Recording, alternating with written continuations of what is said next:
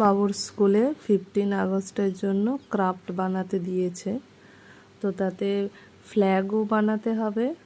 ফ্ল্যাগটা pencil দিয়ে draw করে দেব, তার মাঝে এই যে এয়ারবাডসের এই হোয়াইট টিপগুলো কাটছি, এগুলো কালার করতে হবে, তারপরে সেগুলো লাগাবে।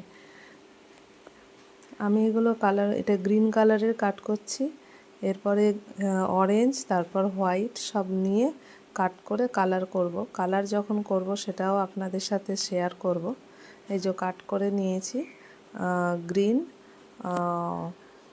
অরেঞ্জ আর হোয়াইটটা তো আর পাই না, ওটা কাঠের নিয়ে আসা হয়েছে, তো ওটা আর কালার হবে না, ওটা ওই কালারই থাকবে।